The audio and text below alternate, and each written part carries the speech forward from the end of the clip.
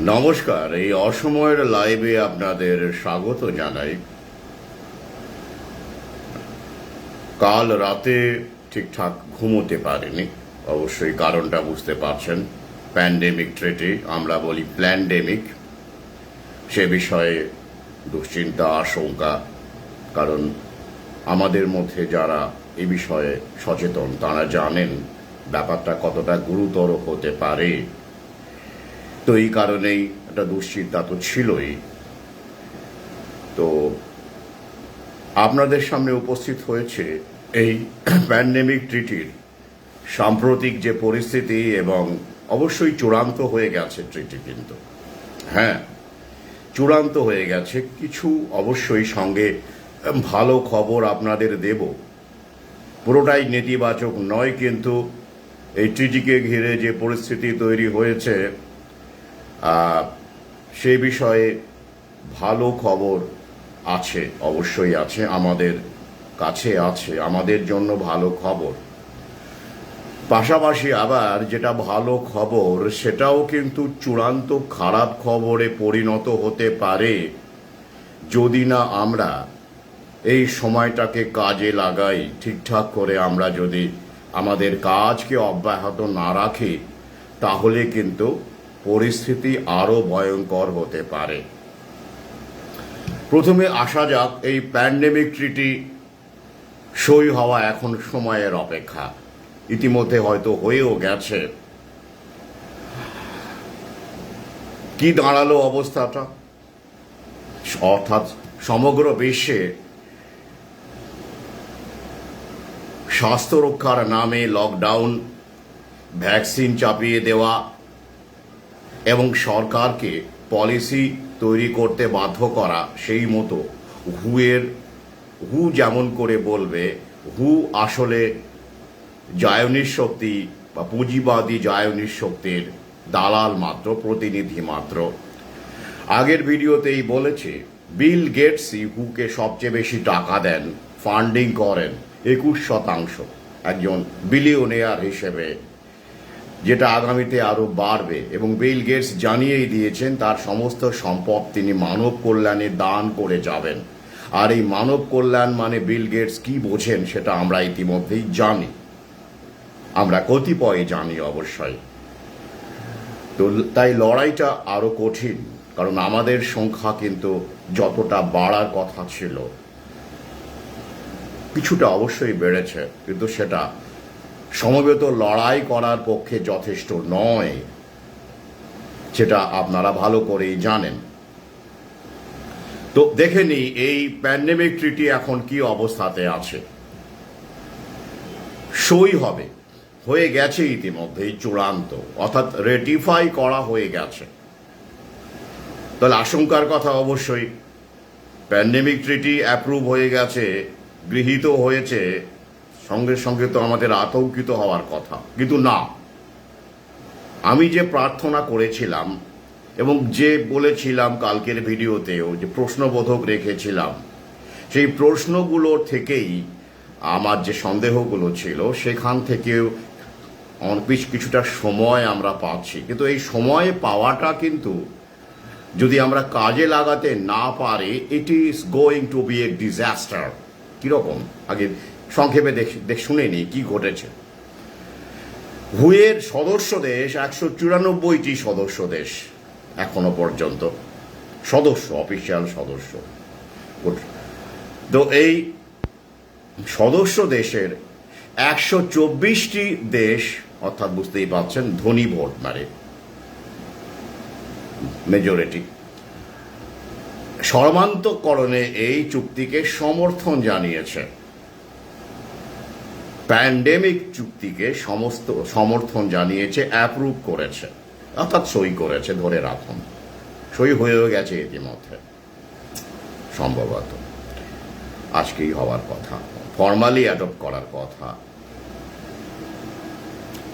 জেনিভাতে সম্মেলন চলছে, সুইজারল্যান্ডের জেনেভা। বেশ, কিন্তু প্রশ্ন যাচ্ছে যে 194টি দেশের মধ্যে 124টি দেশ সমর্থন করেছে, অ্যাপ্রুভ করেছে। বেশ, বাকি দেশগুলো কি করলো? 194 থেকে 24 বাদ দিলে 70টি দেশ থাকে। তাদের কি অবস্থান স্পষ্ট নয়, কিন্তু এখানে একটা ইন্টারেস্টিং ইকুয়েশন উঠে আসছে। তবে স্পষ্ট হয়েছে 11টি দেশের ক্ষেত্রে, বাকি বলবো না। 70টি দেশের মধ্যে 11টি দেশের অবস্থান কিন্তু আমরা মোটামুটি ভাবে বুঝতে পারছি, যেটা আমাদের পক্ষে অত্যন্ত ইতিবাচকই বলা চলে। সেগুলো কি?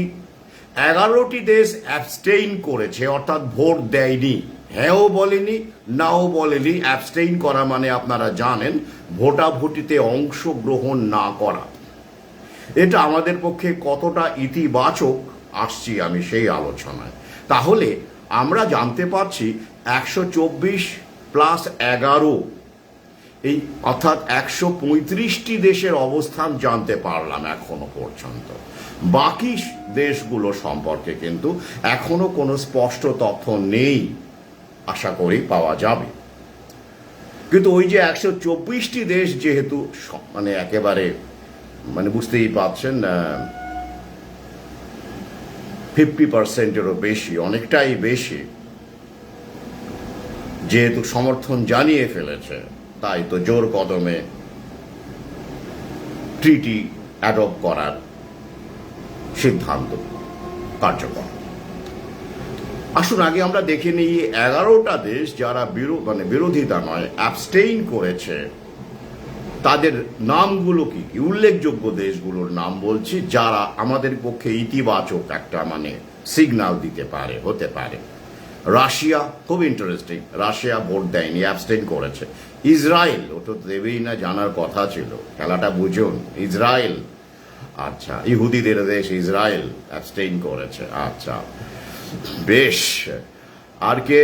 পোল্যান্ড। আর কে? ইটালি।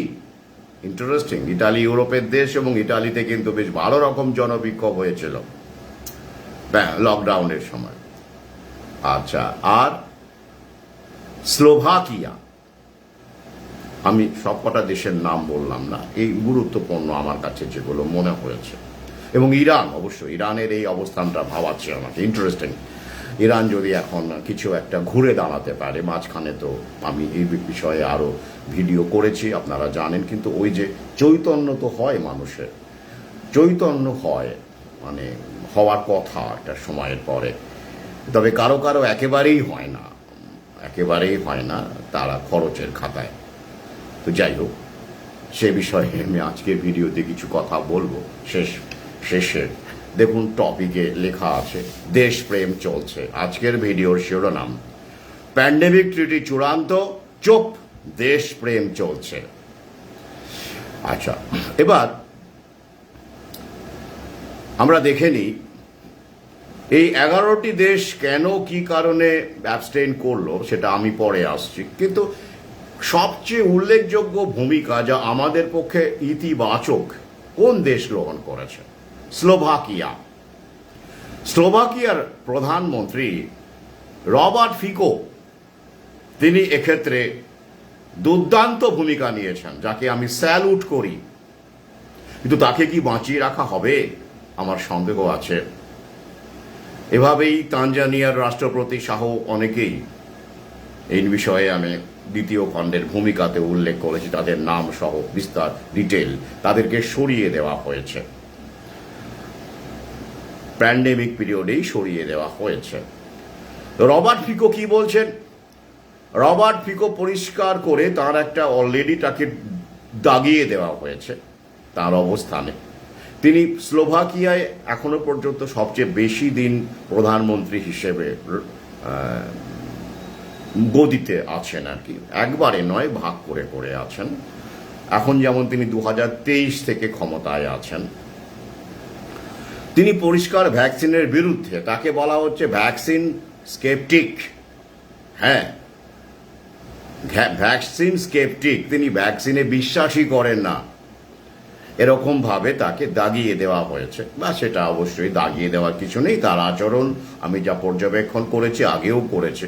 কিন্তু আমার এই কোনো ভিডিওতে বলেওছি, কিন্তু আমার একটু সন্দেহ ছিল যে তিনি তার এই অবস্থানটা হুতে, মানে হুয়ের সদর দপ্তরে তিনি বুক ফুলিয়ে এটা বলতে পারবেন কি না, এত চাপের কাছে নতি স্বীকার করবেন না তার অবস্থান অকপটভাবে জানাবেন, এ বিষয়ে আমার একটু দ্বিধা বা সন্দেহ ছিল অবশ্যই।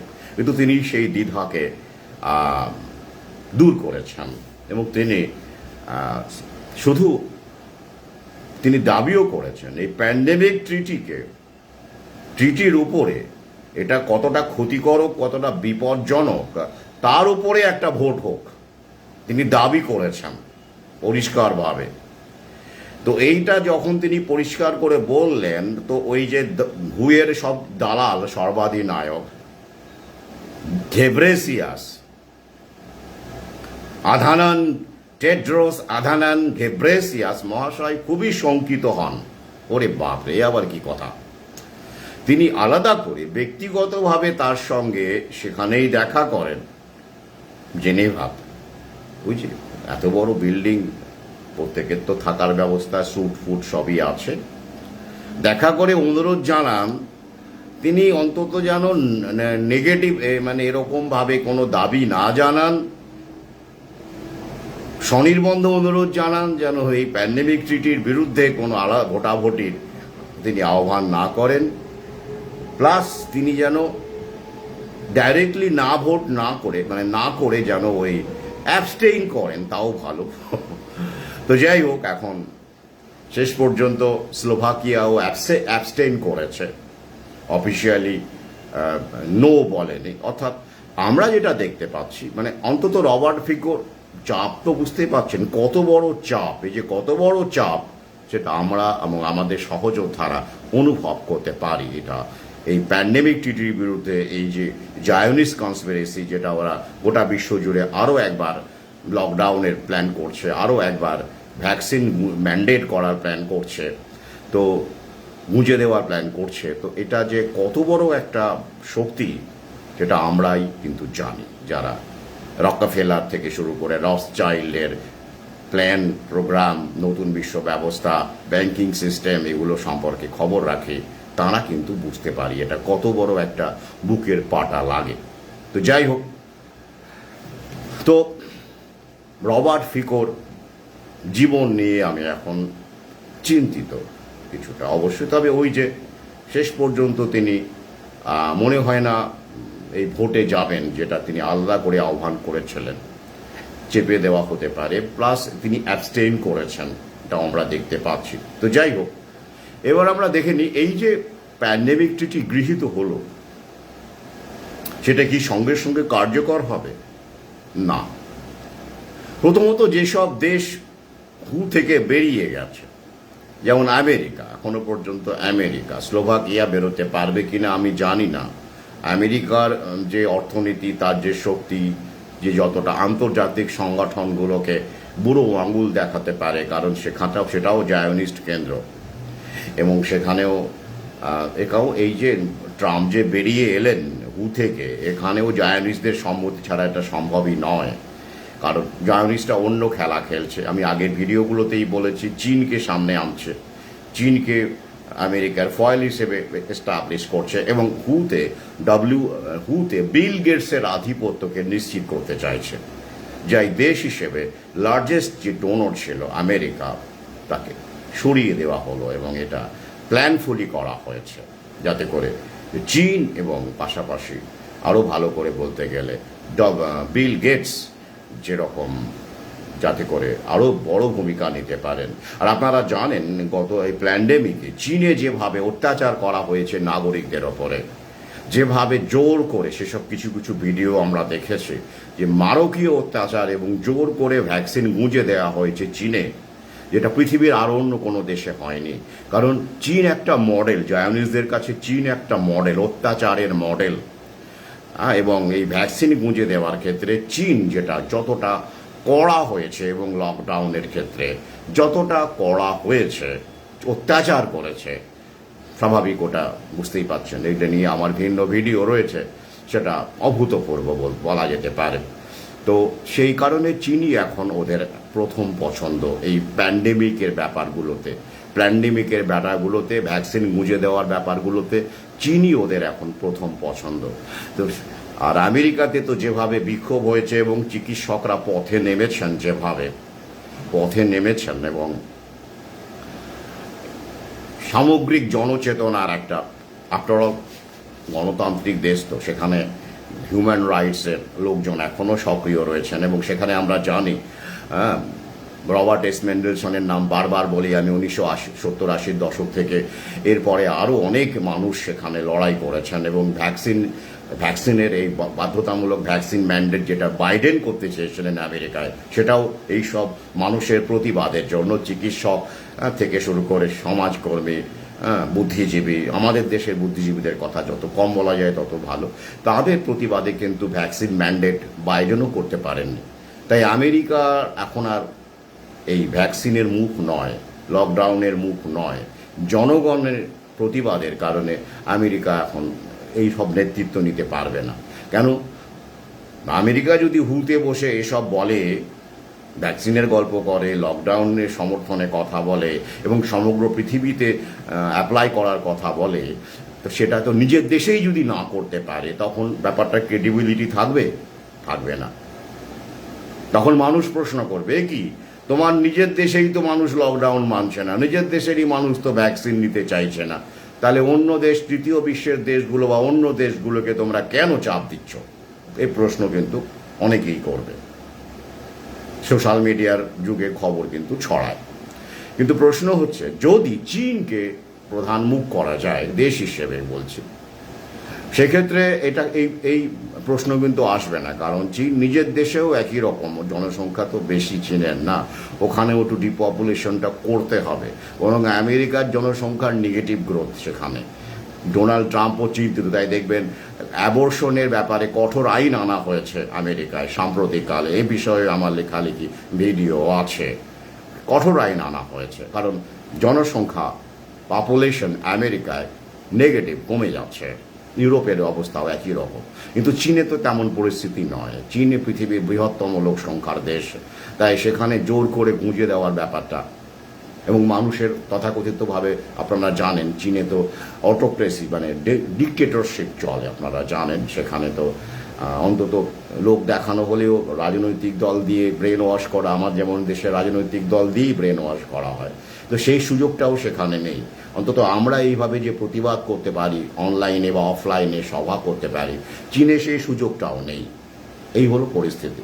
মাঝখানে কিছু মানুষ অবশ্য চীনে এরকম করার চেষ্টা করেছিল, আপনারা জানেন। সে তিয়েনআনমেন স্কোয়ারের ঘটনাও জানেন, কিভাবে কঠোরভাবে দমন করা হয়। তিয়েনআনমেন স্কোয়ারে যখন যুবক যুবতীরা এই অটোক্রেসির বিরুদ্ধে পথে নামে, তখন ট্যাঙ্ক নামিয়ে দেওয়া হয়, এমনও আমরা জানি।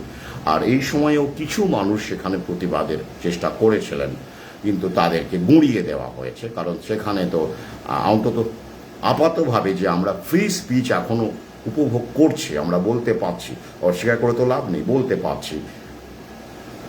প্রতিবন্ধকতা আছে, আমাদের লোকজনই আমাদেরকে দাগিয়ে দিচ্ছে, সেসব আছে, কিন্তু বলতে পারছি। এই যে এই মুহূর্তে আমি বলছি এখনো পর্যন্ত। তো ইউটিউব, ফেসবুক আগে স্ট্রাইক মারতো, প্রোফাইল উড়িয়ে দিত, সে অভিজ্ঞতা আমাদের অনেকেরই আছে। এখন কোনো এক রহস্যময় কারণে, তবে 2 বছর পরে সেটা বোধহয় আর থাকবে না, ওরা সময় নেবে বলছি। তো যাই হোক, যতক্ষণ বলতে পারছি তো আমাদের বলা চালিয়ে যেতে হবে, থামলে চলবে না। সুযোগটাকে কাজে লাগাতে হবে, উইন্ডোটাকে কাজে লাগাতে হবে। তো যাই হোক, তো এবারে দেখুন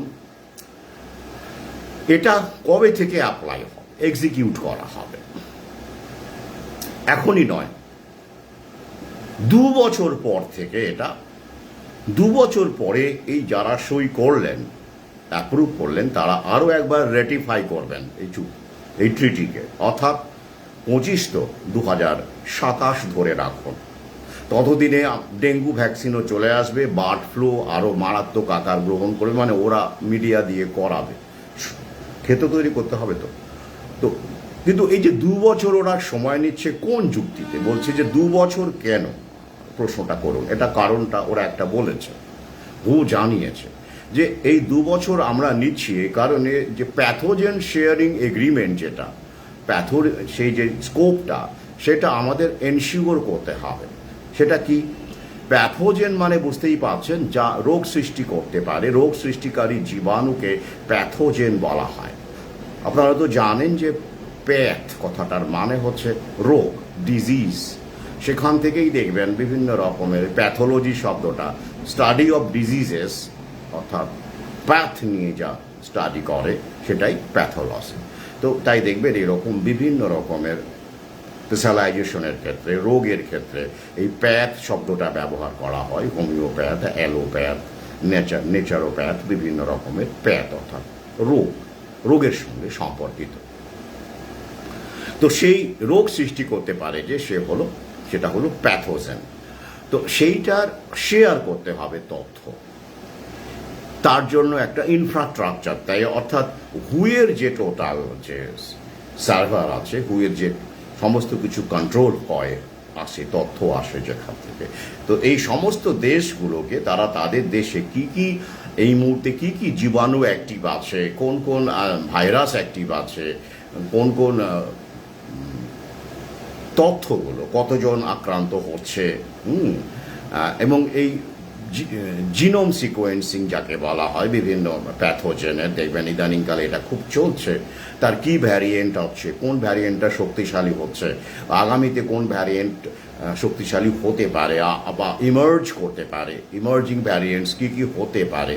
তো এইগুলোর উপরে তথ্য, প্যাথোজেনের তথ্যগুলো হুকে দিতে হবে এবং হুয়ের বিশেষজ্ঞরা সেখানে বসে আছেন, তারা সেটাকে অ্যানালাইজ করে দেখবেন যে আগামীতে কোন প্যাথোজেনটা, মানে কোন ভাইরাসটা, এখন তো সব ভাইরাসেরই গল্প, কোনটা মানে মারাত্মক আকার নিতে হবে এবং ব্যবস্থা নিতে হবে। ওরা হচ্ছে আগাম ব্যবস্থা, বুঝলেন তো, মানে এখন আর প্যান্ডেমিক হওয়ার আগে থেকেই ওরা আগাম ব্যবস্থা নিয়ে মানুষকে বাঁচাবে। এটা হচ্ছে preparedness treaty, preparedness and prevention treaty. পুরো ব্যাপারটা কি, pandemic preparedness and prevention treaty, অর্থাৎ প্যান্ডেমিকের জন্য প্রস্তুত থাকা এবং প্যান্ডেমিককে আটকানো। প্রিভেন্ট মানে কি, হওয়ার আগেই আটকানো, প্রিভেনশন ট্রিটি। শুনতে ভালো লাগছে না? কি মহান ব্যাপার। করোনার সময় তো কি হয়, প্রিভেনশন তো করা যায়নি। ওরা বলে হামলে পড়ে এত এত লোক মারা গেল গোটা বিশ্ব জুড়ে, এত এত লোক, কারণ আমরা আটকাতে পারিনি, প্রিভেন্ট করতে পারিনি। তো এবারে আমরা কি করব, আমরা প্রিভেন্ট করব, আটকে দেব, আসার আগেই আটকে দেব। তার মানে বুঝতে পারছেন তো কি খেলাটা কোথায়। অর্থাৎ আসার দরকারই নেই, তার আগেই ওরা এমন সিচুয়েশন তৈরি করে দেবে। ওরাও তো আগের বারেও তো তাই করেছিল। করোনা আসলে কি সেটা আমরা এতদিনে বুঝে গেছি। যারা এখনো বোঝেননি তারা কখনো বুঝবেন না। তারা ভ্যাকসিন গুঁজতে থাকুন, সন্তানকে দিন, নিজেরা দিন, তারপরে অটিস্টিক ছেলে মেয়েকে নিয়ে ভিডিও করুন, দুঃখ কষ্টের কথা বলুন, ভালো লাগে। ফেসবুকে এরকম বহু বাবা মা আছেন দেখেছি, অটিস্টিক ছেলে মেয়েকে নিয়ে ভিডিও করেন। আমার কি নাম দেয় ওরা, বিভিন্ন রকমের নাম দেয় জানেন তো, আমার সোনা, আমার অমুক, আমার বাবাই, আমার অমুক, আমার বিভিন্ন রকমের সব নাম টাম দেয়। ইদানিংকালে আধুনিক স্মার্ট নাম হয়েছে বাচ্চাদের। আগে তো সব উল্টো পাল্টার নাম, ঠাকুর দেবতার নাম ছিল, এখন সেগুলো ব্যাকডেটেড। এখন সব বিভিন্ন রকমের নাম থাকে আর কি, জানেন নিশ্চয়ই। তো আপনারা অনেকেই সেসব নাম রাখতেই পারেন, অসুবিধে নেই, তো নাম রাখুন, কিন্তু কামটা কি করছেন সেটা খেয়াল রাখতে হবে আর কি। তো সেই সব বাচ্চা কাচ্চা, অটিস্টিক বাচ্চা কাচ্চার ছবি দিয়ে, ভিডিও দিয়ে, এই যে খাওয়াচ্ছি, এই যে আমার লড়াই, মা হিসেবে আমার লড়াই, আমার স্ট্রাগল, চোখ দিয়ে আবার জলও করছে, সাজুগুজু চোখ, কিন্তু একেবারে সিরিয়ালের মতো, লিপস্টিকটাও আছে। কম বয়সী মা এরকম দেখেছি আমি, সাজুগুজু করে, সুন্দর করে, মানে কষ্ট তাদের হচ্ছে, নিশ্চয়ই হচ্ছে, কষ্ট তো হচ্ছে, আমি অস্বীকার করছি না, কিন্তু ওই যেহেতু সোশ্যাল মিডিয়াতে এসছেন, তো এই ব্যাপারটাও তো খেয়াল রাখতে হবে। তো এরকম ভিডিও করেন, প্রচুর ভিউ হয়, লোকে সিম্প্যাথি জানায়, আহারে, কিন্তু কেউ প্রশ্ন করে না যে অটিস্টিক শিশুটা কেন অটিস্টিক হলো হঠাৎ করে। সে জন্মগতভাবে অটিস্টিক তো ছিল না। আমাদের দেশে এমন কোনো নজিরই নেই, কোথাও নেই বিশ্বে।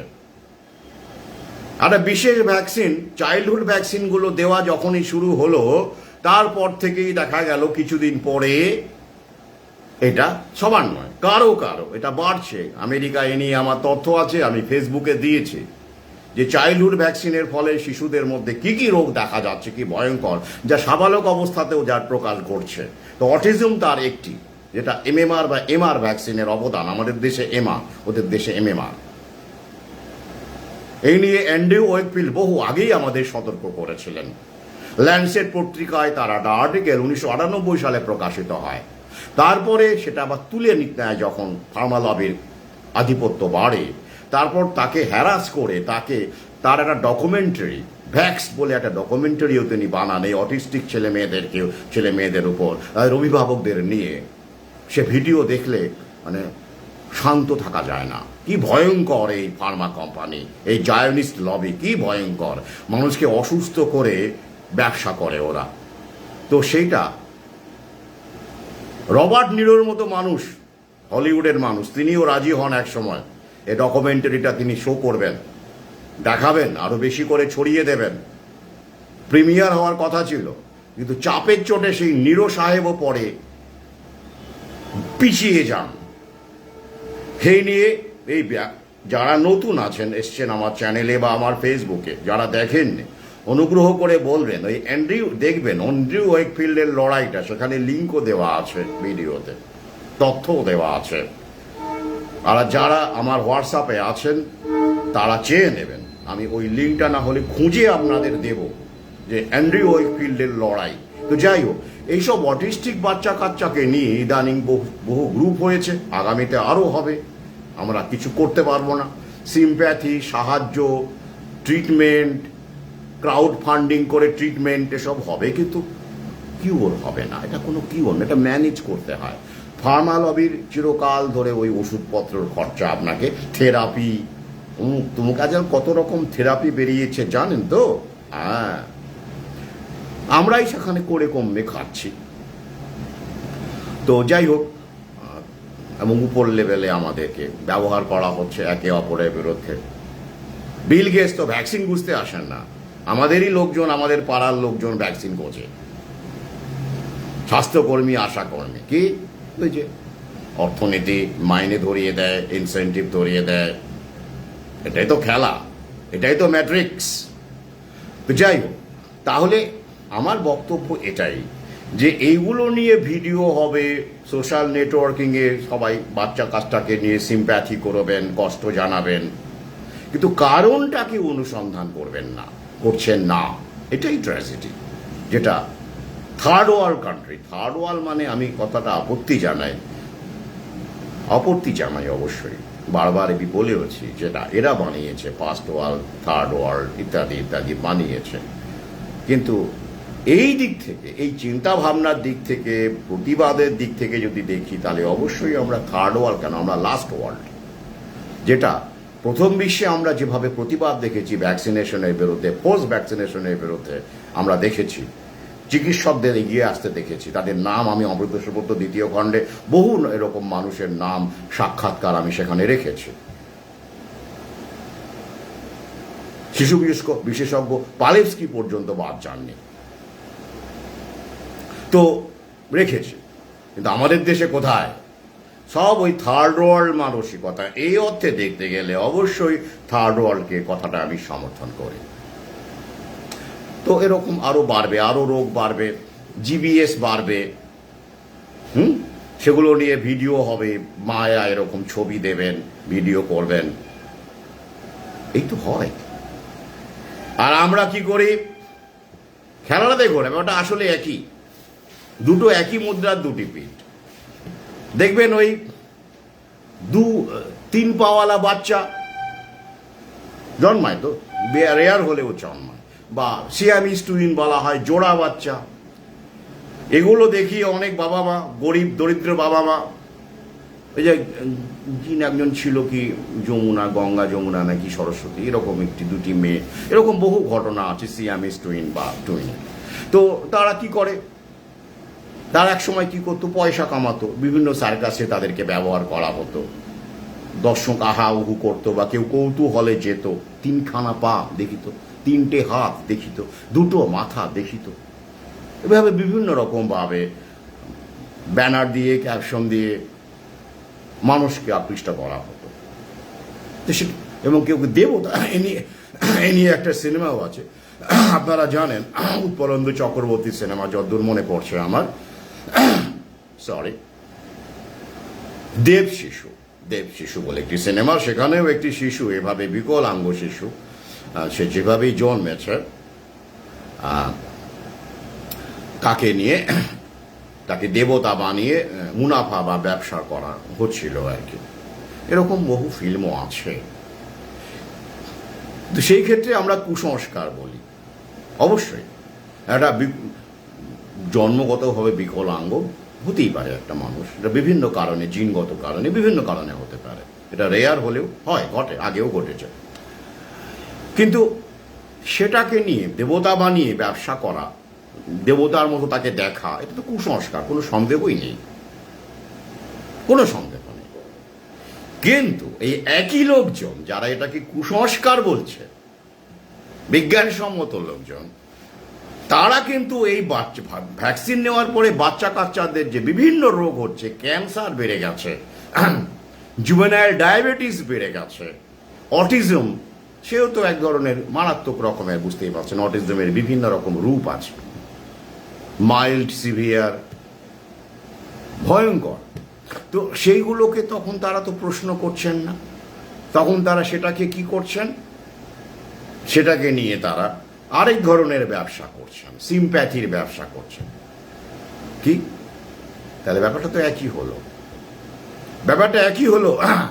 তারা দেবতা বানিয়ে পয়সা কামায়, আর এখানে সিম্প্যাথি দিয়ে ক্রাউড ফান্ডিং আপনারা পয়সা তোলেন, তো পয়সা তোলেন, ট্রিটমেন্টের জন্য পয়সা তোলেন। 16 কোটির ইনজেকশন লাগে, কেন লাগে? আগে তো লাগতো না। প্রশ্ন করেন না আপনারা যে কোন ড্রাগের জন্য, কোন ভ্যাকসিনের জন্য এসব হতে পারে? এসব তথ্য মেন স্ট্রিম মিডিয়ায় পাবেন না। বহু রিসার্চ আর্টিকেল আছে, ইউরোপ, আমেরিকায় এখনো বহু রিসার্চ আর্টিকেল আছে, রিসার্চ করছেন তারা। আমি সেসব দিয়েই তো আপনাদের সামনে রাখি লড়াইটা, যারা লিঙ্ক চান। তাহলে সেইগুলো আপনারা করেন না, তাহলে ফারাক কিছু হলো? বিকলাঙ্গ শিশুকে দেবতা বানিয়ে উপার্জন, একই রকম ভাবে ভ্যাকসিনের শিকার, বিজ্ঞানসম্মত শিকার শিশুকে সামনে রেখে চিকিৎসার কারণ জন্য ক্রাউড ফান্ডিং, পয়সা কড়ির আবেদন, সেটাও তো একই রকম ব্যাপার হয়ে গেল। ওটা ধর্মের নামে, এটা বিজ্ঞানকে সামনে রেখে, বিজ্ঞানের সৃষ্টি ওটা। আহারে কি বিজ্ঞান! প্রশ্ন করুন, কেন আপনার শিশু এরকম হয়ে গেল? জন্মের পর থেকে সুস্থ থাকার পরে হঠাৎ করে ডজন ডজন বউ গোঁজার পরে কেন এত সব সিচুয়েশন তৈরি হচ্ছে? তা তো অমর হওয়ার কথা ছিল, অমর হওয়ার কথা ছিল। ওই যে আমি বলি, সিসিটিভি আসার পরে অপরাধ কমেনি। অপরাধ কমেনি। ভ্যাকসিন আসার পরেও অসুস্থতা কমেনি। মানুষ আগেও মরতো, আরো বড় বেড়েছে। তবে কি হয়েছে? ফলস সেন্স অফ সিকিউরিটি হয়েছে, একটা মিথ্যে নিরাপত্তার বোধ। সিসিটিভি, বাহ আমি নিরাপদ। আর ওই সময়, আসল সময় সিসিটিভি পাওয়া গেল, পেহেলগামে পাওয়া গেল, 26 জনকে গুলি করে মারলো, 25 জন ভারতীয়, পাওয়া গেল সিসিটিভি অপরাধ কমায় না। কিন্তু আপনি মেট্রোতে দাঁড়িয়ে স্মোক টোক করছেন, তখন সিসিটিভিতে ধরা পড়বেন আপনি। ওই চুনোপুটি আর কি, ধরা পড়ে আপনাকে ফাইন করবে যদি মেট্রোতে স্মোক করেন। করে দেখুন, সঙ্গে সঙ্গে লোক চলে আসবে। কিন্তু এইগুলো আসল ক্ষেত্রে যখন পলিটিক্যাল ব্যাপার থাকে, উপর মহলের ব্যাপার থাকে, সিসিটিভি লাগানো থাকে না, খুলে নেওয়া হয়, ইনঅ্যাক্টিভেট করে দেওয়া হয়, বা ধরা পড়লেও ডিলিট করে দেওয়া হয় রেকর্ডিংস। এটাই বাস্তব। কিন্তু ওই যে সিসিটিভি মানে আমি নিরাপদ, ওই ভ্যাকসিন মানে আমি নিরাপদ, ব্যাপারটা ওই একই জিনিস, কিচ্ছু হয় না। একটা বরঞ্চ বিপদ ডেকে আনা হয়। যাই হোক, এবারে আসছি আবার প্যান্ডেমিক চিঠিতে চলে আসি। কিছু মনে করবেন না, আসলে এই দৃশ্যগুলো দেখে নিজেকে সামলাতে পারি না। আমি বহু জায়গায় বলি, কমেন্টও করে আসি, কিন্তু লাভ কোথায় হয়? কোনো প্রশ্ন করে না মানুষ। তো এই 2 বছর সময় ওরা নিয়েছে। ওরা বলছে এই প্যাথোজেন শেয়ার করা, তথ্য শেয়ার করা, ইনফ্রাস্ট্রাকচার তৈরিতে সময় লাগবে। কিন্তু আসলে কারণটা আমি আপনাদের বলি। এই 2 বছর সময় নিয়েছে। আরও বাকি দেশগুলো যারা এখনো, সেই বললাম না 124খানা দেশ, বাকিগুলো সম্পর্কে এখনো তথ্য নেই, তাদেরকে টাইট দিতে হবে। কারণ প্যান্ডেমিক চিঠি তো গোটা বিশ্বে, আমেরিকা না হয় বাদ দাদা বাদ দিয়ে তো গোটা বিশ্বে অ্যাপ্লাই করতে হবে, বিশ্বে অ্যাপ্লাই করতে হবে। তো সেই ক্ষেত্রে মাত্র 124খানা দেশ সাপোর্ট করলো, বাকি দেশের তথ্য নেই, অস্পষ্ট। 11খানা দেশ আবার অ্যাবস্টেইন করলো। এভাবে তো চলতে পারে না। এভাবে ট্রিটি যদি কার্যকর করা হয়, তাহলে কি ব্যাপারটা মানে এক্সিকিউট করা যাবে? এ দেশ মানবে তো ও দেশ মানবে না। এই যে রবার্ট ফিকো বলেছেন যে মানবেন না, তিনি হু থেকে বেরিয়েও আসতে চেয়েছেন। এইসব চলে, তা তাদেরকে তো আবার গুছিয়ে ঘর গোছাতে হবে, টাইট দিতে হবে। বিভিন্ন রকমের ব্যাংকিং সিস্টেম, বিভিন্ন রকমের পলিসি দিয়ে ব্যবসা বন্ধ করে দেওয়া, ট্রেড এমবার্গো করা, এসবকে সামনে রেখে ভয় দেখিয়ে জায়নিক শক্তি এই দেশগুলোকেও সামিল করবে। তার জন্য একটা সময় লাগবে আগে। হ্যাঁ, ওই কারণেই 2 বছর সময় নিয়েছে ওরা। ওই প্যাথোজেন টেয়ারিং এর গল্প টল্প, এটা হচ্ছে অফিসিয়ালি লোক দেখানো গল্প। গভীরে গেলেই আপনারা বুঝতে পারছেন।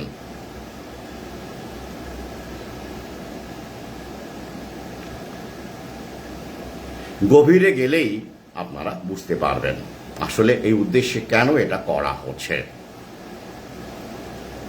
তাহলে বিপদ ভালো খবর এই কারণেই আমরা 2 বছর সময় পাচ্ছি প্যান্ডেমিক টিটি থেকে বাঁচতে। ডেঙ্গুটা কিন্তু প্যান্ডেমিক টিটির উপর নির্ভর করবে না। 2026 থেকে ডেঙ্গু ভ্যাকসিন গোঁজা হবে, সতর্ক থাকুন। আমি এই জন্যই বলেছি। আবার বলছি, কোনো ভ্যাকসিন বাধ্যতামূলক নয়, ইচ্ছে হলে নেবেন আর না ইচ্ছে হলে নেবেন না। আপনি দিয়ে সামলাতে না পারলে আমাকে বলবেন, বা আমার কোনো সহযোগ থাকে বলবেন। আমি ব্যক্তিগতভাবে ছুটে যাব। প্রথমে ফোনে হবে, ফোনে কাজ না হলে ব্যক্তিগতভাবে ছুটে যাব। আমি বারবার বলেছি, এটাই আমার এখন প্রধানতম কাজ। তো যাই হোক, তাহলে এই সময়টা ওরা এই ঘর গোছানোর জন্য নিতে চাইছে।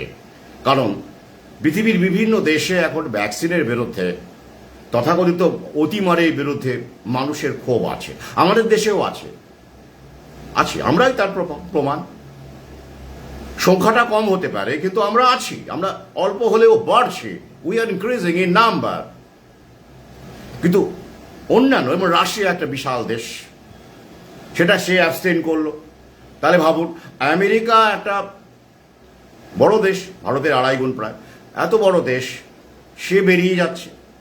জায়নিস্টায় তাকে অ্যালাউ করেছে, উপায় নেই। মানুষ সেখানে বিপক্ষে, হুয়েরই বিপক্ষে মানুষ। আর কারণই বললাম যে আমেরিকাকে হুকে রাখলে হুয়ের ক্রেডিবিলিটি বিপদে পড়ে যেত। এ কারণে আমেরিকাকে আউট করা হয়েছে, চীনকে সামনে রাখা হচ্ছে। কিন্তু রাশিয়া যদি অ্যাবস্টেইন করে, রাশিয়া যদি পরের দিকে বেঁকে বসে যে না আমরাও মানব না, স্লোভাকিয়ার মতো যদি স্লোভাকিয়ার দলে যদি যোগ দেয়, তারা প্যান্ডেমিক টিটির বিরুদ্ধে যদি গ্লোবাল একটা সাপোর্ট আনার চেষ্টা করে, তখন সমস্যা। তাই এই খুব বিপজ্জনক ব্যাপার। তাই ওরা ঘর গোছানোর জন্য সময় নিচ্ছে। ইতিমধ্যে সমস্ত সরকারগুলোকে ওরা থ্রেট করবে, বিভিন্ন পলিসি তৈরি করে তাদেরকে বিভিন্ন রকম চাপে ফেলবে। ফিকো তো লাইনে আছেনই, রবার্ট ফিকো। পুটিনও আছেন, যারা অ্যাবস্টেইন করেছেন। ইরানও আছে, ইটালিও আছে,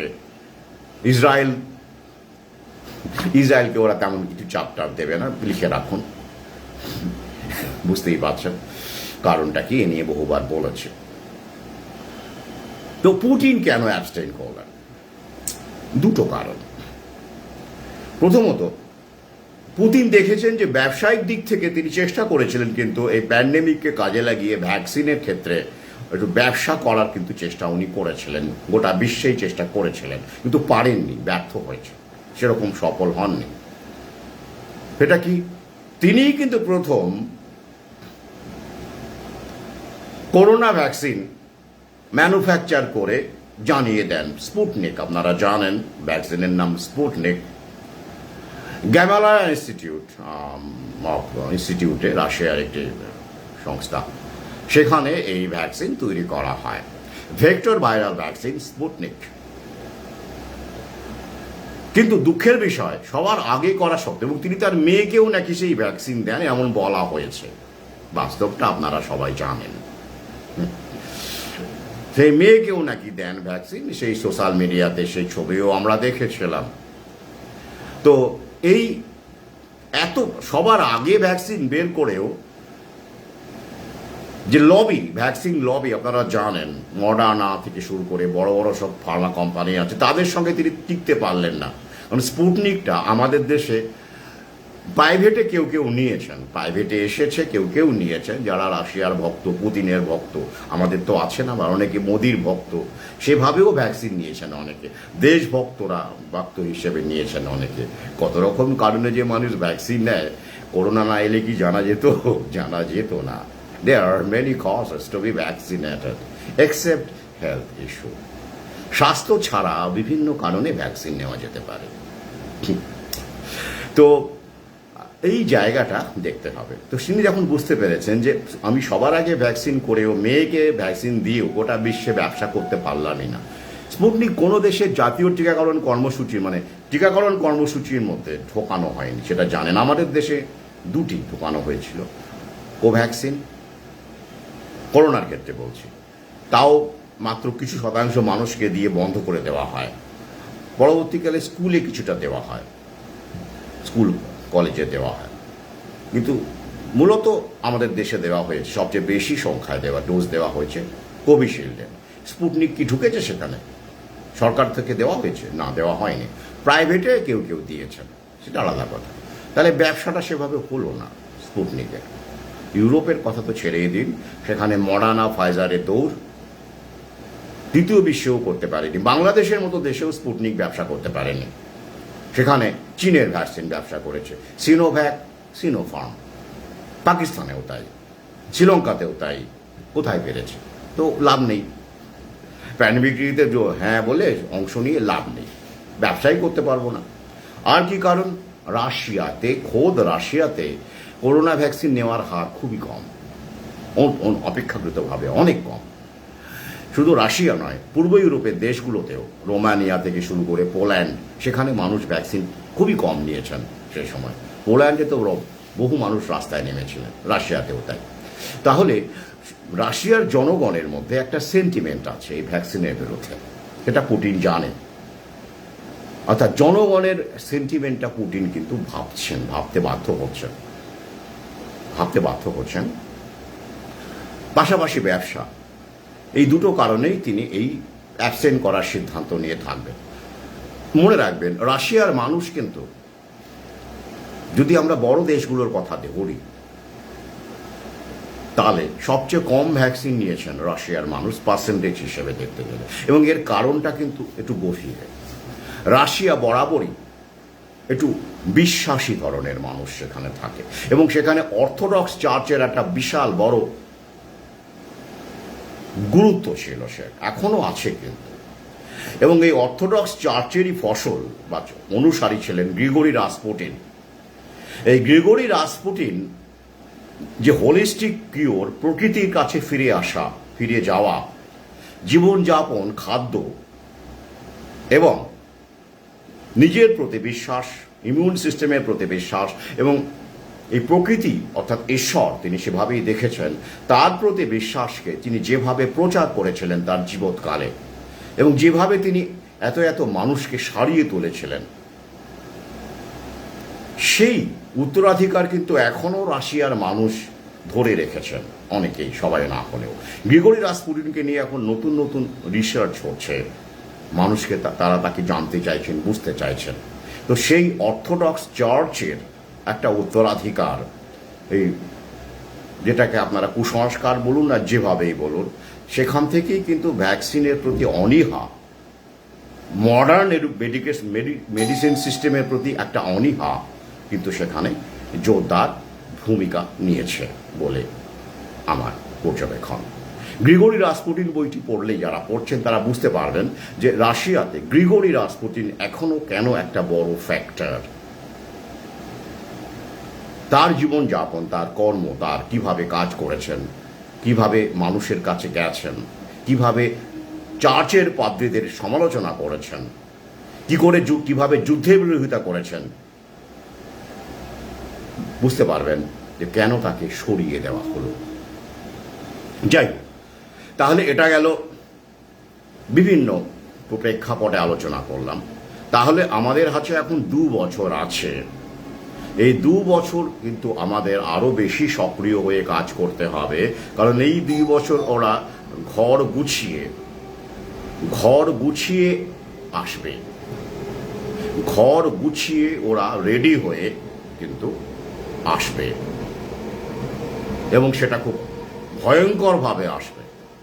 এই কারণেই ওরা সময়টা নিয়েছে।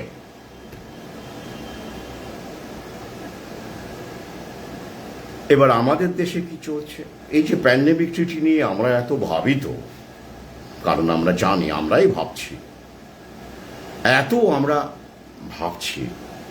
ভাবিত, কিন্তু দেশের মানুষ যারা তথাকথিত শিক্ষিত মানুষ, যাদের কাছে এক্সপেক্টেড ছিল, এত বছর পরেও যখন মেইন স্ট্রিম মিডিয়াতেও আমরা কোভিশিল্ডের খবর পেয়ে গেছি, সরকারও স্বীকার করে নিয়েছে, মোদির ব্যাপারে তো মোদি তো এখানে ভূমিকা নিয়েছেন, গুঁজে দিয়েছেন, হিন্দুদেরই তো বেশি গোঁজা হয়েছে, মুসলমান তারাও নিয়েছেন, তো সংখ্যাটা অবশ্যই কম আমার অভিজ্ঞতায় বলে। তাহলে সেক্ষেত্রে এই যে প্যান্ডেমিক ট্রিটি আবার আসছে, এবং মোদি হুকে $78 বিলিয়ন গত বাজেটেই দান করেছেন, $78 মিলিয়ন হুকে দিয়েছেন, ফান্ডিং করেছেন, এবং এবারও ভারত বলাই বাহুল্য সমর্থন করেছে। তাহলে এই দেশের এইসব তথাকথিত শিক্ষিত মানুষ, যাদের সোশ্যাল মিডিয়ায় দেশপ্রেম, মানে জাতীয়তাবাদী, হিন্দুত্ববাদী, এখন জাতীয়তাবাদ হিন্দুত্ববাদ একাকার হয়ে গেছে, তাদের কি ভূমিকা? তারা এটা নিয়ে ভাবছেন, প্রশ্ন করছেন? না, কেউ কেউ বুঝতে পেরেছেন, তারা এখন আছেন, তা আমার সঙ্গে তাদের সুসম্পর্ক, সেটা তো খুব সামান্য, মিনিস্কিউল।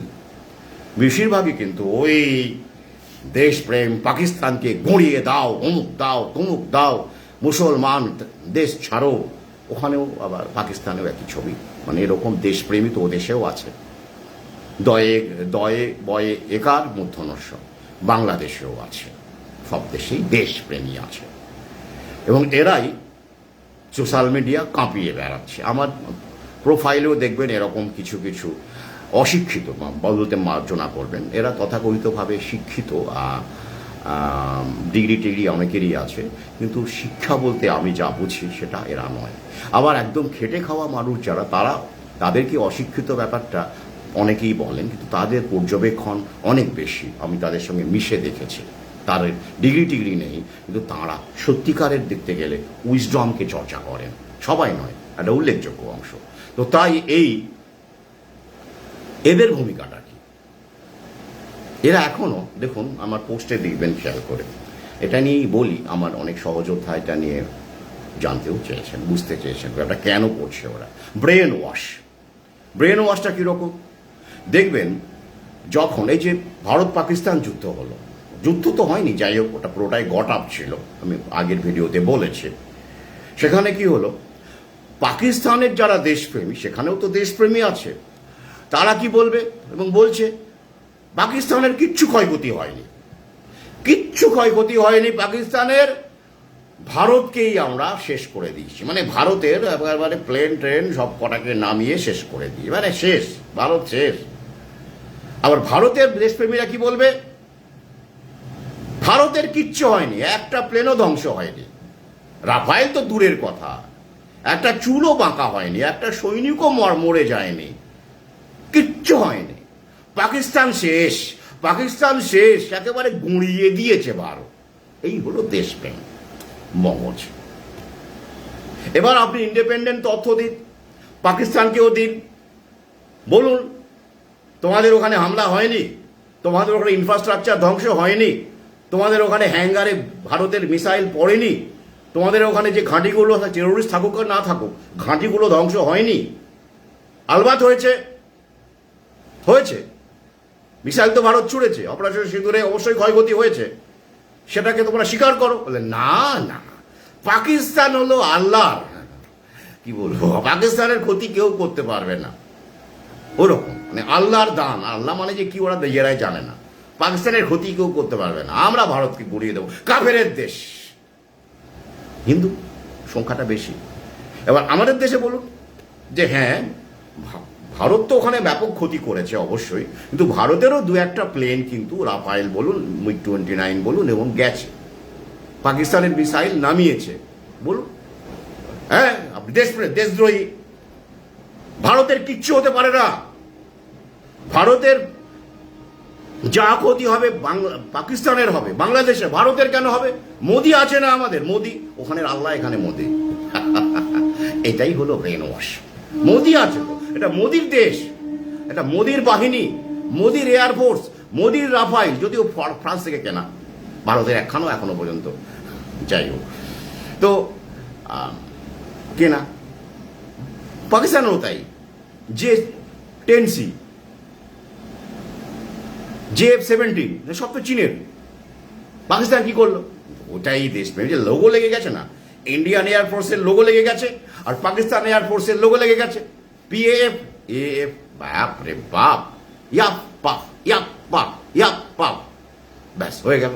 যেহেতু লোগোটা লেগে গেছে, সেই রাফায়েল প্লেনটা হয়ে গেল অপরাজেয়, মানে ওকে কেউ নামাতেই পারবে না। ওরে বাবা, রাফায়েল, ভারতের রাফায়েল, ফ্রান্সের রাফায়েল নামানো যাবে। সে রাফায়েল যদি পাকিস্তান কিনতো, ভারত নামাতে পারত। হ্যাঁ, ওই একই রাফায়েল। সে রাফায়েল যদি বাংলাদেশ কিনতো, ভারত নামিয়ে দিত, কিন্তু ভারতের লোগো পড়েছে তো। আরে বাবা, দেশপ্রেমের লোগো, ও প্লেন নামানো যাবে না, ভুল, ওগুলো AI এর ছবি। আর পাকিস্তানের দেশপ্রেমের আপনার, হ্যাঁ ওইগুলোই, কোনো কিচ্ছু ধ্বংস হয়নি পাকিস্তানের, ওগুলো ভারতের মিডিয়া প্রচার করছে, ভারতের মিডিয়াও তাই, ভারতের কিচ্ছু হয়নি, ওগুলো পাকিস্তানের মিডিয়া প্রচার করছে, দালালরা করছে। অর্থাৎ এই হলো মগজ দেশপ্রেম। কিরকম? ভ্যাকসিনের সময় বোঝা গেছিল, জানেন তো, যখন আমরা বলছিলাম করোনা প্যান্ডেমিকের সময়, যখন বলছিলাম যে করোনা আদৌ কোনো কিছু নয়, এটা প্রচার, এবং ভ্যাকসিনের যে কি কি ভয়ঙ্কর রূপ হতে পারে সেগুলো নিয়ে আমি আগেই বলেছি, এবং অমৃতের মতো দ্বিতীয় খণ্ডে 2021 ফেব্রুয়ারি বইটা বেরিয়েছে। ভাবুন, সেই সময় তার আগে লিখে দিয়েছি এগুলো কি কি হতে পারে, পর্যবেক্ষণ বিশ্লেষণ দিয়ে। তখন তো লিঙ্ক ছিল না। তারপরে যখন লিঙ্কগুলো ঘটতে শুরু করলো, ভ্যাকসিনের বিভিন্ন রকম বিপর্যয় ঘটতে শুরু করলো এবং করোনার বিভিন্ন রকম তথ্য সামনে এলো, তখন যে লিঙ্কগুলো আমরা দিলাম, তখন এই দেশপ্রেমীরাই, এরা আবার ভৌপ্রেমী, জানেন তো, দেশপ্রেমী ভৌপ্রেমী একাকার কাণ্ড, তখন বলবে দূর, ওগুলো মিথ্যে, ওগুলো সব ফেক, ওগুলো সত্যি কথা নয়, ওগুলো সব অমুক, ওগুলো সব তমুক। ব্যাপারটা কিন্তু দেখুন খেয়াল করে একরকম। আপনি যতই ইন্ডিপেন্ডেন্ট তথ্য দিন, এই ইন্ডিপেন্ডেন্ট তথ্য তো আছে মানুষ, ওইখানে ওই তথ্যগুলো তো আমি আপনাদের দিতে পারি, যে যারা মগজ ধোলাইয়ের বাইরে সত্যিটাকে জানার চেষ্টা করছে, যেসব গবেষক বিজ্ঞানী, তাদের কাছ থেকে তো আমি তুলে নিয়ে আসি। আমার যারা সহযোদ্ধা পাঠক, তাদের আর লিঙ্ক লাগে না, তারা এটুকু বিশ্বাস আমার উপরে করেন। কিন্তু নতুন নতুন মানুষ আসছেন, তাদের জন্য লিঙ্কগুলো দিই আমি, এছাড়া অনেকে রেখে দেন। তাহলে ব্যাপারটা একই। আপনার মধ্যে যখন ভৌয়ের মগজ ধোলাইটা হয়ে যাবে, মানে ভৌ হলো বিজ্ঞানসম্মত, ভ্যাকসিনের উপরে কিছু হয় না, ওটা বিজ্ঞান, তখন আপনি ভ্যাকসিনের বিরুদ্ধে তথ্য থাকলেও, সত্য থাকলেও আপনি তা স্বীকার করতে চাইবেন না, বলবেন ওগুলো ফেক লিঙ্ক, ওগুলো ঠিক নয়। তা একই রকমভাবে যদি আপনার মগজে তথাকথিত দেশপ্রেম আপনার মগজ ধোলাই করে আর কি, অন্ধ দেশপ্রেম, অন্ধ প্রেম আর কি, সেটা আপনি পাকিস্তানের হোক আর ভারতের হোক, তখন আপনাকে যখনই প্রকৃত তথ্য দেওয়া হবে বা ছবি দেওয়া হবে বা কিছু বলবে, ওগুলো মিথ্যে, ওগুলো ফেক, ওগুলো এআই দিয়ে করা হয়েছে। তাহলে ওরাও বলতে পারে ভারত যেগুলো করে দেখাচ্ছে সেগুলো এআই দিয়ে করা হয়েছে, এবং বলছেও। এইভাবেই তো আমরা মরি, নিজের কবরটা নিজে খুঁড়ি। আর প্যান্ডেমিক টিটিটা ব্যাকগ্রাউন্ডে, কেউ খবরই রাখছে না কি হচ্ছে সেখানে, সবাই এই নিয়ে ব্যস্ত। আচ্ছা, এবার বলুন, আসলে এটা তথ্য দিই আপনাদের। আচ্ছা, রাফায়েল পাকিস্তান না হয় নামায়নি, ধরে নিলাম নামায়নি, ওটা প্রচার। ভারতের একটা প্লেনও পাকিস্তান নামাতে পারেনি, ধরে নিলাম।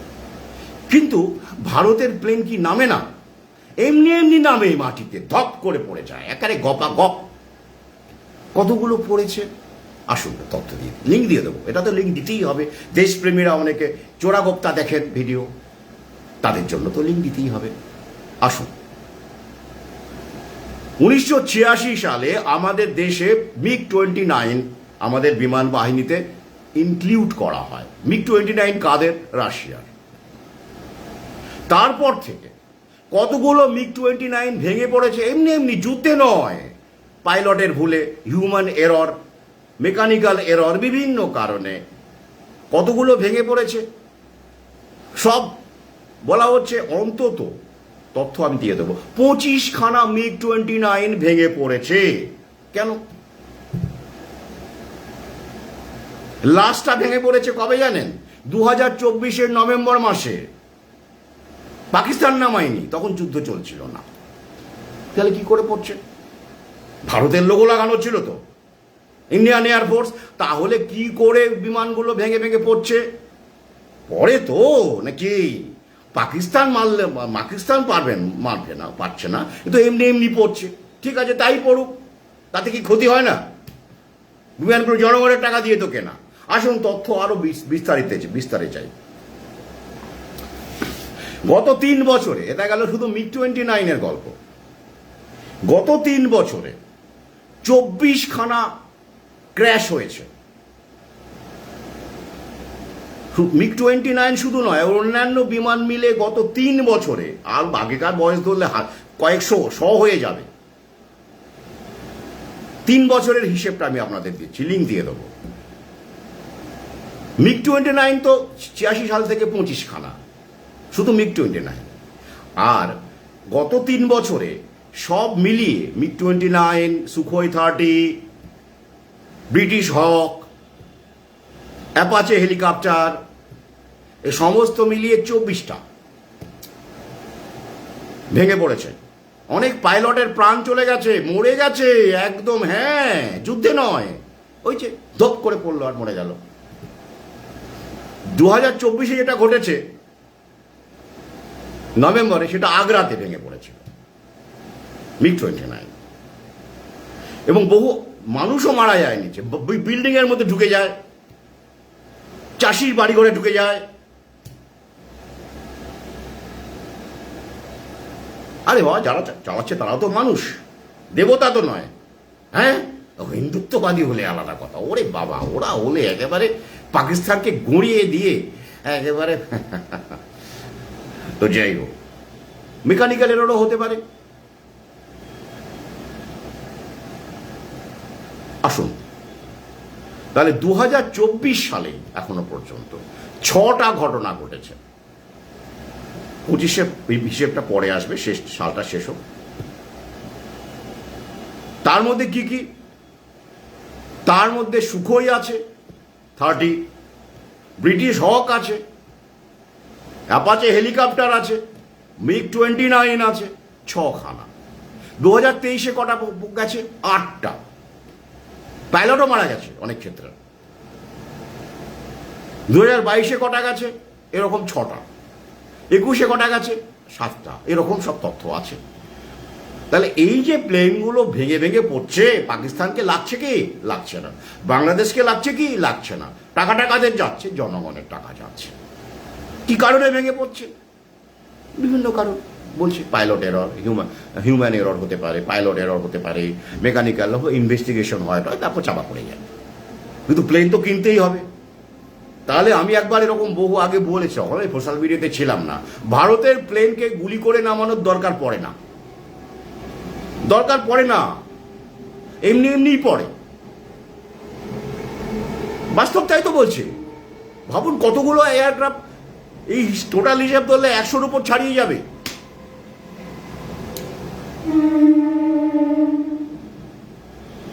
একশো তো ছড়ে কমপক্ষে হবে সব ধরলে, MiG-29 তো 25টা। তাহলে 100 মানে আমি 100টাই ধরলাম, কম করে ধরলাম, সেগুলো দাম নেই। তা সেই 100 প্লেন গেছে, পড়ে যাচ্ছে, আরো আগামীতে যাবে, যেতেই থাকবে, দেখবেন। MiG-29 সংখ্যাটা একটু বেশি কেন? ওই যে পার্টস তো নেই রে ভাই, কবেকার প্লেন পার্টস তো রাশিয়া এগুলো আর বানাচ্ছেই না। MiG-29 সেভাবে আধুনিকরণ হয়েছে, আধুনিকীকরণ হয়েছে। আর এছাড়াও পাইলটের ত্রুটি থাকতেই পারে। তো এই হলো কাহিনী। কিন্তু সুখোই ভেঙে পড়ছে, আপাচে হেলিকপ্টার ভেঙে পড়ছে, ব্রিটিশ হক ভেঙে পড়ছে কেন? সেগুলো তো আধুনিক প্লেন, সেগুলো কেন ভেঙে পড়ছে? সুখোই পাকিস্তান গুলি করে নাম যদি বলে, পরে বা ছি ছি ছি, অসম্ভব। সুখোই হচ্ছে অপরাজেয়, ভারতের লোগো আছে, লোগো। কিন্তু যখন ভেঙে পড়ে নিজে নিজে, হঠাৎ করে দুম করে কারো বাড়িতে ভেঙে পড়লো, তখন তখন কি হয়? তখন দেশপ্রেমীরা কোথায় থাকে? আসল ব্যাপারটা শোনো, এটা দেশপ্রেম টেমের কোনো গল্প নেই, লোগোর গল্প। এবং এদের মধ্যে একদল আছে যারা তথাকথিত রাজনৈতিক দলটি, যার হিন্দুর নাকি প্রতীক, সে জিতলে তারা করে কমবে খেতে পারবে, অনেকে লাইসেন্স পাবে, অনেকে পার্টির মেম্বারশিপ হিসেবে ইনকাম করবে, এরা একটা কেউ আছে।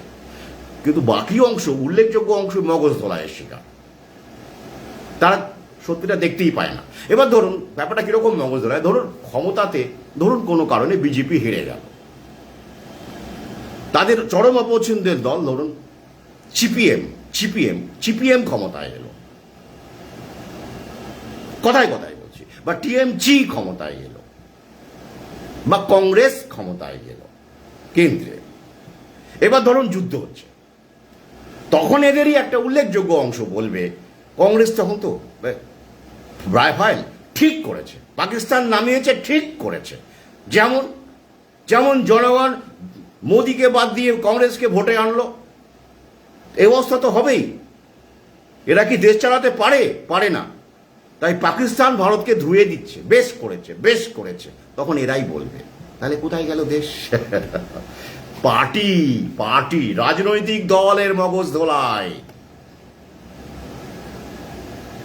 তাহলে যেই পছন্দের দল যখন দেশ চালাবে, রাজ্য চালাবে, তখন ঠিক আছে, তখন একেবারে দেশ তত্তরিয়ে রোচ্ছে, তখন দেশের কেউ মরে না, কোনো সৈনিকই মরেনি। বাস্তবে কি তাই? খোঁজ নিয়ে দেখুন। তাহলে এই যে জায়গাটা, ও অনেক আধুনিক আছে, ওসব বলে আমি সময় নষ্ট করতে চাইছি না। অনেকে আছে, আমি দেখেছি অনেক তথাকথিত মানুষ, যারা বাস্তবে কোনো লড়াই নেই, অফলাইনে কিছু নেই। আমি তাদেরকে স্যালুট করি সেসব সহযোদ্ধাদের যারা অফলাইনে লড়াই করছেন, বিশেষ করে অনলাইনেও করছেন, অফলাইনে চায়ের দোকানে বলুন, যে সভা করার দরকার নেই, পথে ঘাটে যারা এখনো কাজ চালিয়ে যাচ্ছেন, ঝিমিয়ে পড়েননি, তাদেরকে আমি আরও একবার, তারা আমার চাইতে অনেক ছোট হতে পারেন বয়সে, কিন্তু ওই যে বুদ্ধদেবকে কিন্তু তার বাবা শুদ্ধোধন প্রণাম করেছিলেন যখন তিনি বোধি লাভ করে একবার মাত্র বাড়িতে এসেছিলেন। বয়সে বাবার চাইতে তো ছেলে অনেক ছোটই হয়। তো আমি তাদেরকে সম্মান জানাই যে তারা এখনো কাজ চালিয়ে যাচ্ছেন, অফলাইনেও কাজ চালিয়ে যাচ্ছেন। অনলাইনে শুধু কমেন্ট করে মানুষের দৃষ্টি আকর্ষণ করা, বিভিন্ন রকম টিআরপি বাড়ানো, এই কাজটা অনেকেই করুন, কিন্তু অনলাইনে আমরা কতজন আছি বলুন তো? আমি গ্রামে গঞ্জে কেন চাই, কারোর কোনো সেভাবে কয়েকজন বাদ দিয়ে, কিছু মানুষ যাদেরকে আমি কৃতজ্ঞ, তাদের কাছে বাদ দিয়ে সবাই এই বিভিন্ন রকমের জ্ঞানের বোদ্ধা, বিভিন্ন রকম জ্ঞান প্রকাশ করার জন্য তারা ব্যস্ত থাকে। তারা কাজের কাজ কিচ্ছু করছেন না। দুঃখের বিষয় এটাই, এদের সংখ্যা যত কমে তত ভালো, আগামীর দিকে তাকিয়ে আছে। যাই হোক, তাহলে এই যে জায়গাটা, এই জায়গাটা বুঝতে হবে দেশ আসলে কি, দেশ কাকে বলে। দেশ মানে মোদি নয়, দেশ মানে কংগ্রেস নয়, দেশ মানে মানুষ, দেশ মানে অরণ্য সম্পদ, জল সম্পদ, দেশ মানে মানুষের বেঁচে থাকা। ধন্যবাদ সোমনাথ প্রধান, আপনি যদি এটা করে থাকেন, আপনি মন্তব্য যখন করেছেন তখন ভালো, কিন্তু পরিচিতদের করলে তো শুধু হবে না, অপরিচিতদেরও করতে হবে। চায়ের দোকানে, ট্রেনে, বাসে পরিচিতদের তো পাওয়া যায় না। কথা প্রসঙ্গে বিভিন্ন আলোচনা যখন হয় তখন গম্ভীর হয়ে আকাশের দিকে না তাকিয়ে, ভদ্রলোক আমরা তো সবাই স্মার্ট, মানে কম মানে কথাই বলবো না, সেরকম না হয়ে সেখানে ইন্টারাকশন করতে হবে। দেখবেন পথে ঘাটে ক্রিকেটের স্কোর নিয়ে অচেনা লোকের মধ্যে কত ইন্টারাকশন হয়। হয়তো ট্রেনে, বাসে দেখেছি IPL এর বিভিন্ন দলের সাপোর্টার তারা আলোচনা করছে, তারা কিন্তু প্রথম দেখছি দেখা হচ্ছে একে অপরের সাথে প্যাসেঞ্জার হিসেবে ট্রেনে। তো সেটা যদি হতে পারে তাহলে প্যান্ডেমিক, ভ্যাকসিন, এই বিষয়গুলো কেন হতে পারে না, সেটাকে আমাদের প্রচলন করতে হবে। কিন্তু ওই যে আপনাদের ভয় করে, সবার নয়, অনেকেরই ভয় করে পাগল ভাববে কিনা, দাগিয়ে দেবে কিনা। তো এই সব ভয় থাকলে আপনি কি করে সচেতনতার কাজ করবেন? এই দেখুন এখনো আমার পেজে কত রকমের লোকজন কত রকম ভাবে ব্যক্তিগত আক্রমণ করে চলেছে। তো আমি যদি সেগুলোকে পরোয়া করতাম তাহলে তো আমার এই ধরনের লাইভ, এ ধরনের কথাবার্তা লেখালেখি বন্ধ করে দিতে হতো। আমার কি দরকার পড়েছে বলুন তো? এই করোনার আগেও আমার তো অন্তত 9টা বই ছিল, করোনা পরবর্তীকালে কটা বই বেরিয়েছে, তার আগে আমার পাঠকের সংখ্যা অনেক বেশি ছিল। আমি ইউরোপ ঘুরে এসেছি, আমার অনেক বড় প্রকাশনা থেকে বই বেরোতো, সেটা আপনারা জানেন যারা পুরনো পাঠক আছেন। সেখানে আমি সেখানে স্টলে, ঝাঁ ঝকঝকে স্টলে বসে বইমেলার কয়েকটা দিন মাত্র সেখানে থাকতাম অটোগ্রাফ দেওয়ার জন্য, সব দিন থাকতামও না। আমি অ্যাভেলেবল ছিলাম না, অ্যাক্সেসেবল ছিলাম না। তথাকথিত কবি সম্মেলনগুলোতে আমাকে দেখা যেত সেই সময়, যারা জানেন তারা জানেন। তাহলে আমি ওই লাইফটা নিয়ে থাকলে আমার কি আর্থিক উপার্জনটা অনেক বেশি হতো, এবং সেই সময়ে আমি যে জায়গায় ছিলাম সেটাকে যদি আমি এনক্যাশ করতাম, ভ্যাকসিনটা আমি নিজে নিতাম না, ঠিক আছে, কে জানতো, নিজে নিতাম না, কিন্তু আমি ভ্যাকসিনের জন্য লিখতাম, বলতাম। অনেক বুদ্ধিজীবী যেমন করেছেন গোটা বিশ্ব জুড়ে, বা চুপচাপ থেকেছেন, অথবা ডাইরেক্ট ওকালতি করেছেন ভ্যাকসিনের, বলেছেন, করোনার প্যানিক দেখিয়েছেন পোস্টে। সেটা যদি করতাম তাহলে আমার আর্থিক অবস্থা অন্তত পক্ষে ভণ্ডামি থাকতো, আমি নিতাম না, কিন্তু আপনাদের বলতাম না, বললাম আপনারা নিয়ে নিন। কি হতো, আমার কি ক্ষতি হতো? আরো অনেক বেশি গৃহীত হতাম মানুষের কাছে, অনেক উপার্জন হতো, আরো গাড়ি বাড়ি হতো, অনেক কিছু হয়ে যেত আমার। তো করোনার আমলে লেখালেখি শুরু করিনি আমি। আমার প্রথম বই 2013-তে, দ্রৌপদী। করোনা এলো 2019 সালে, 19-এর শেষের দিকে, লকডাউন হলো 2020-তে। তার আগে পর্যন্ত আমার 9-10টা বই বেরিয়ে গেছে, সেগুলো আউট অফ স্টক, নেই, সব নিঃশেষিত। আমি এখন যে পাঠক তৈরি করছি, যারা করছেন তাদের ভাবাচ্ছি, তারা কোনো তথাকথিতভাবে কোনো বড় সাহিত্যিকের বা বড় বিগ হাউসের পাঠক নন। অনেকেই প্রথম বই পড়ছেন আমার। তখনকার পাঠকের প্রোফাইল অন্যরকম ছিল, এখনকার পাঠকের প্রোফাইল একদম আলাদা। এটা সময়ের দাবি, তো সময়ের দাবি। আমি এই পাঠক যারা আছেন আমার বই সংগ্রহ করছেন তাদেরকে আমি স্যালুট করি, কারণ তারা ভাবছেন, পড়ছেন যারা, তারা ভাবছেন, ট্র্যাকের বাইরে ভাবতে পারছেন। এটা একটা অ্যাচিভমেন্ট, এটা আমার কিছু অ্যাচিভমেন্ট নয়, কিন্তু জানলাটা খোলা ছিল বলেই তারা এখানে এসে পৌঁছতে পারছেন। It's their achievement too. তাহলে এই পাঠক এবং এই যে যারা আমার সঙ্গে আছেন তারা কিন্তু একটা আন্দোলন, ভারত ভারত শুধু বাংলা নয়, ভারতবর্ষের একটা আন্দোলন যা সাহিত্যের ক্ষেত্রে প্রথম ঘটল। এটা খুব কঠিন কাজ, গভীরে গিয়ে দেখবেন প্রচলিত পাঠক যারা গল্পের বই পড়ে, অমুক পড়ে, উপন্যাস পড়ে, প্রবন্ধ পড়ে, তাদের একটা মেইন স্ট্রিমের ট্র্যাক, তাদেরকে আকর্ষণ করা খুবই সোজা। তাদের নিয়ে কি কি কন্টেন্ট লিখলে কি করলে তারা আকৃষ্ট হবে সেটা আমি ভালো করেই জানি। আমি এটাও জানি কিভাবে কি লিখলে হাজার হাজার বই বিক্রি করা যায়, আমি তাও কিন্তু জানি। আই নো প্রেটি ওয়েল, কিন্তু আমি করি না, কারণ আমার উদ্দেশ্য সেটা নয়। আমার উদ্দেশ্য সেটা নয়। আমি কিছু মানুষকে ভাবিয়ে যাব, তাদের মধ্যে থেকে যাব, বেঁচে থাকবো। এক সময় স্বপন কুমারের বই ছোটবেলায় মনে আছে, ডিটেকটিভ বই, গোয়েন্দা বই, কত মানুষ পড়তেন হাজার হাজার করে। কি তারা কি পেয়েছেন, কি হয় তাতে? এরকম বহু আছে বেস্ট সেলার লেখক, কি আছে তাতে? এই স্বপ্ন অনেকে দেখেন, অনেক বই। সে আমি ইউরোপে গিয়ে যে সুযোগগুলো পেয়েছিলাম, আমি কিন্তু সেগুলো এনক্যাশ করতাম। কেন করিনি? গালিগালাজ খাওয়ার জন্য আপনাদের? না, সেটা সেটা আমাদের রবি ঠাকুরও বলে গেছেন যে তোরে পাগল বলে, পরোয়া করি না। আমি এই কারণেই এটা বললাম, এত কথা বললাম কেন, যে কিছু ছাড়তে হবে। মায়া মোহ, অর্থের প্রতি লোভ, প্রতিষ্ঠা, লোকে গালাগাল করবে, পাগল বলবে, এগুলো গুরুত্ব দিলে চলবে না আপনাকে। আপনি অপরিচিত মানুষকেও বলুন, যা বলে বলুক গে, ওই যে ইগোটাকে বিসর্জন দিয়ে কাজ করতে হবে। আমি সেই লড়াইয়ে নেমেছি। এই সংখ্যাটা বাড়ুক আগামীতে, এই কামনা করি। তো যাই হোক, তাহলে ব্যাপারটা কি দাঁড়ালো? দেশপ্রেমীদের আবার অনুরোধ করব, এরকম বেশ কিছু দেশপ্রেমী এক সময় মোদি ভক্ত ছিলেন, মানে তারা মোদি মানেই দেশ ভেবেছেন, মোদি মানেই দেশ ভেবেছেন। এখন তো ব্যাপারটা সেরকমই। তো তারা কিন্তু উপলব্ধি করে ভেবেছেন যে দেশ মানে কিন্তু রাজনৈতিক দল নয়, দেশ মানে মানুষ, দেশ মানে অরণ্য সম্পদ।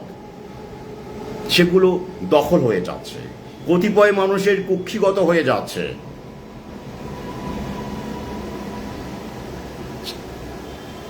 সেটা কিরকম দেশ? তার বিরুদ্ধে প্রতিবাদ কোথায়? তো সেটুকুলোকে আড়াল করবার জন্যই ওরা এই যুদ্ধের খেলা, বিভিন্ন রকমের নাটকগুলো করতে থাকে। তাই ডোনাল্ড ট্রাম্পের মতো লোকও ভারতের নাকি বন্ধু, সেও কিন্তু জানে কোনটা কি করতে হবে, কিভাবে ট্যাকল করতে হবে। তাই মনে রাখবেন, রাজনীতিতে কোনো বন্ধু নেই, কোনো শত্রু নেই। কি আছে? মুনাফা আছে, স্বার্থ আছে। আন্তর্জাতিক ক্ষেত্রেও তাই, দেশীয় ক্ষেত্রেও তাই। তাই বন্ধু বলে কিছু নেই, কিচ্ছু নেই।